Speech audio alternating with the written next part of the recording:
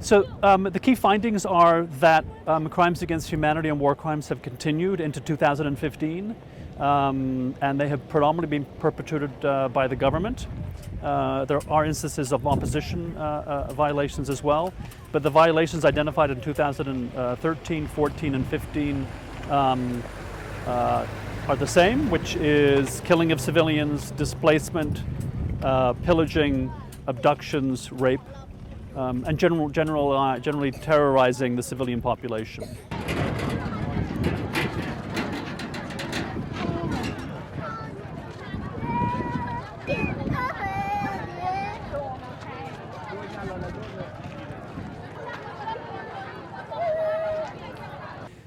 So our impressions after being here for 3 months are that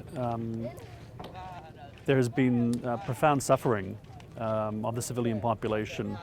So the conflict that began in December 2013 has intensified in 2015, particularly in one state, Unity State, where there's been a push by the government, both sort of the military leadership and the political leadership, to displace, kill, rape, abduct, and pillage large portions of the civilian population. And the consequence is that there's been much terror.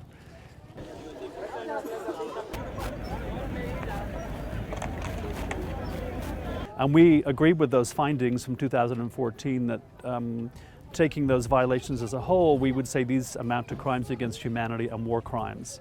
By both sides, but the violations in 2015 are predominantly the responsibility of the government.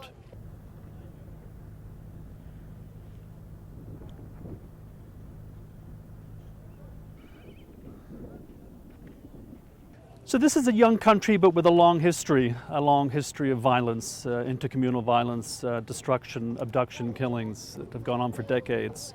And the justice system is still deeply dysfunctional. There's been significant amounts of capacity building by the UN and others since 2005 to reform the justice system, police, prisons, the prosecutor's office, the judges. But I would suggest to no avail. The justice system in 2016, despite all these efforts, considerable amounts of money, and both human resources and financial resources have produced very little. So in 2016, there's no functioning justice system that can fairly investigate, prosecute, adjudicate, or defend serious crimes, never mind atrocity crimes.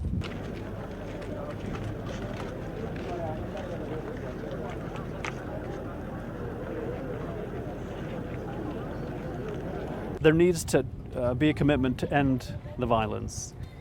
And then there needs to be a commitment on accountability, meaningful accountability, to investigate, prosecute, and punish the perpetrators.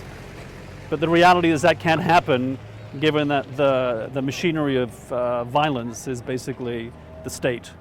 The state, both the military arm of the state and the civilian leadership, is part and parcel of the problem. They are orchestrating the violence against their own civilians. And it's clear to us that you're either a loyalist or you're not. And if you're not, you're in peril of harassment, detention, rape, abduction, death.